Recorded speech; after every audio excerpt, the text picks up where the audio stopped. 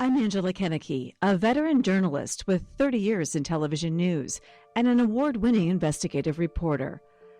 But for the purposes of this podcast, I'm just a mom trying to find my way after the loss of a child in the opioid epidemic. I am grieving out loud, using my platform on TV and on social media to try to stop the stigma of addiction and get more people into treatment so that no other family has to go through the devastation that I and my family have experienced at the loss of our 21-year-old Emily. I'm going to begin this podcast with the day that Emily died. I'm going to tell you this story now so that later I can tell you about her life and about how I've been coping with her loss. The latest chapter in my life began on May 16th. It was one of those spring days, the kind you only get a handful of, especially in South Dakota. There were blossoms on the trees. That white cotton filled the air. Flowers were starting to bloom. I took some pictures, put them on my Instagram story of the blooming trees, and I wrote, "Beauty is all around us." Little did I know, several hours later, my whole world would come crashing down upon me.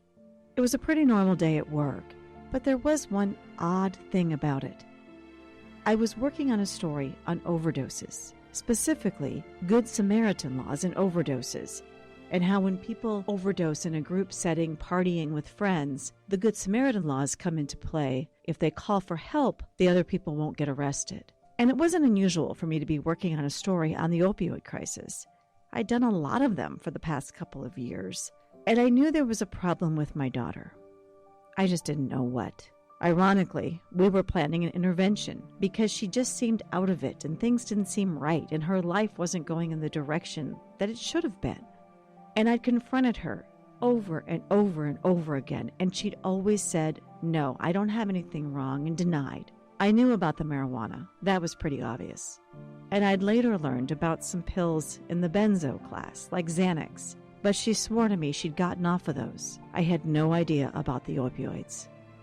None whatsoever. So as I was working on this story on the opioid crisis, I really wasn't thinking that my daughter would die of an opioid overdose. I was thinking that something was wrong with her, and that she wouldn't tell us about it, and that we needed to get her help. And I was scared, because a few days earlier I had learned that one of her friends had died of an overdose. Now I didn't know this friend, and I didn't know how he died or what the drug was. But on that very same day, I spoke with that young man's father as I worked on this story on Good Samaritan laws. I spoke with 3 parents who'd all lost children to overdose. One was my daughter's friend, whom I didn't know. And he said, "I warned all of these kids when they came to my son's funeral that this could happen to them if they didn't get help, if they didn't change what they were doing, if they didn't change their lives." The other parent I spoke to had a son who'd gone to the same elementary school as my daughter. He'd been clean for years. He'd been taking part in the recovery community for Hazelden, but he relapsed, and he'd overdosed on 100% fentanyl. His friends were planning an intervention for that evening, but he had died in the afternoon. And the third parent I spoke to was a mother whom I talked to before about her daughter's overdose. That mother told me that her daughter overdosed in a drug house with a group of friends who cleaned up the area, and one of the boys called his mother before he called for help. Her daughter died. Now every day she times how long it would take her to get to that drug house from her house. 8 minutes. She could have been there in 8 minutes. I was working on this grim story, but it was a beautiful day. And it never occurred to me that my daughter was using opioids or could overdose from opioids. I really thought it was a mix of benzos and marijuana. I was leaving work, and I thought, wouldn't it be great if we could go hiking together? So I text her, "Want to go hiking at Good Earth State Park?" No response. I called her. No answer. Now this was unusual. Emily had always called me right away or texted me back because she knew I worried about her.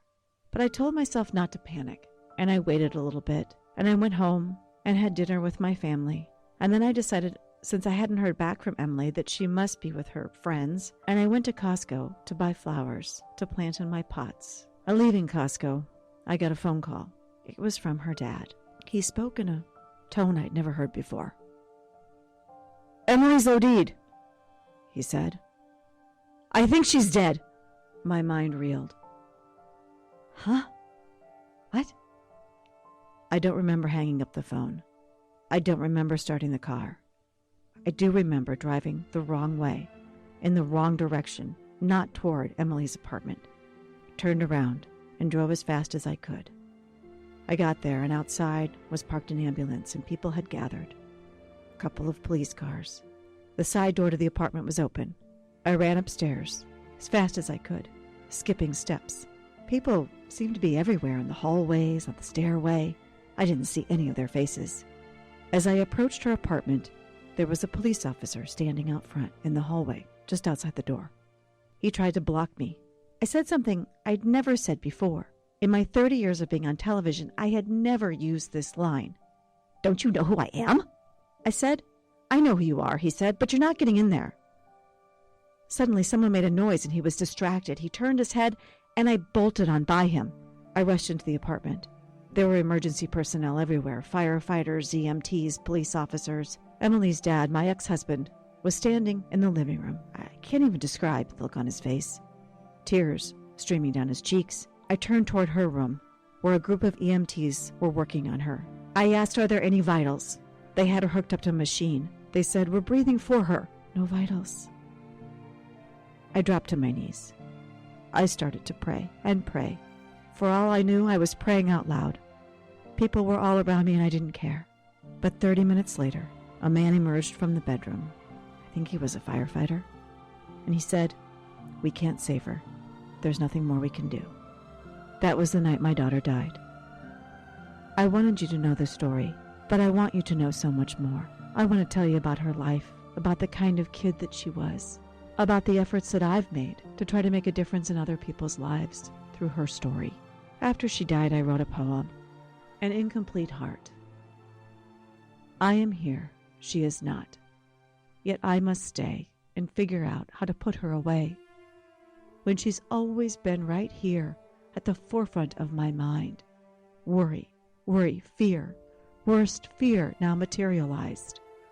Somehow I breathe, in and out, in and out. I breathe without her. I was there for her first breath, but not her last. My work unfinished, services no longer required. My heart in pieces on the floor, one piece missing forevermore. Learning to live with an incomplete heart. Over the course of this podcast, I will talk to you openly and frankly about my grief and how I have learned to cope and to try to create meaning out of my daughter's meaningless death by helping other families avoid the same fate as mine. I'm also going to bring in experts in both the fields of grief and addiction, and I'll talk with other parents who have experienced the loss of a child and how they're getting out of bed each day and moving on without their children, still finding purpose and passion in their lives again. I believe we can all learn from each other as we walk through life, and by sharing our suffering, we can lessen the suffering of others. Until next time, wishing you faith, hope, and courage. To read my blogs and join in our mission, go to Emily's Hope at paintingapathttorecovery.org.